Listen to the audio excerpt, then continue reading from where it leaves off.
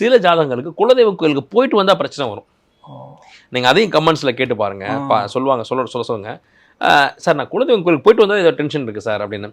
ஏன்னா சில ஜாதகங்களுக்கு அந்த பிரச்சனை இருக்கும். அப்போ குலதெய்வம் கோயிலுக்கு போகிறத விட குலதெய்வத்துக்கு நிகரான ஸ்தலங்களுக்கு அவங்க போய்க்கலாம். உதாரணத்துக்கு திருச்செந்தூர் முருகன், மதுரை மீனாட்சி, சுவாமிமலை முருகன், இந்த மாதிரி சில முக்கியமான ஸ்தலங்கள் இருக்குது. குலதெய்வம் என்னன்னே தெரியாதவங்க, இல்லை குலதெய்வ கோயிலுக்கு போனால் பிரச்சனை வருதுங்கிறவங்க இந்த கோயிலுக்கு போகலாம். சமயபுரம் மாரியம்மன், இந்த ஸ்தலங்கள்லாம் குலதெய்வத்துக்கு இணையான பவர்ஃபுல்லான ஸ்தலங்கள், அங்கே போயிட்டு வரலாம். ஆனால் அது எந்த கிழமையில் போகணும் அப்படிங்கிறது அவங்க ஜாதகங்களில் தான் இருக்கும். அது ரொம்ப முக்கியம் சாமி. நான் இன்னும் மறுபடியும் பதிவு பண்ணுறேன், நினச்சபடிக்கு நீ எல்லா கோயிலுக்கும் போகிறதுங்கிறது வந்து ஒரு ஆரோக்கியமான விஷயம் இல்லை. உங்கள் ஜாதகத்தில் எந்த கோயிலுக்கு போகணும், எந்த கோயிலுக்கு போகக்கூடாதுன்னு இருக்கும். இதில் மாற்று கருத்தில் பலர் இருக்கலாம். இது நான் ஃபாலோ பண்ணி ஜெயிக்கிற விஷயங்கள், நான் பல பேரை ஜெயிக்க வச்சுருக்கேன்.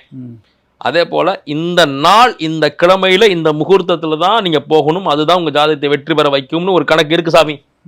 ஜோதிடம் படித்தவங்களுக்கு இது ஆமான்னு ஒத்துக்குவாங்க. அந்த கிழமை, அந்த திதி, அந்த முகூர்த்தத்தில் போகும்போது அந்த ஜாதகருக்கு வெற்றி கிடச்சிரும். சரி, அப்போ எல்லா நேரமும் அப்படி தான் போகணுமான்னா, உங்களுக்கு குறிப்பிட்ட ஒரு வேண்டுதல் இருக்குது, ஒரு பிரார்த்தனை இருக்குது, ஒரு வெற்றியை எதிர்நோக்கி காத்திருக்கீங்கன்னா இதை ஃபாலோ பண்ணணும்.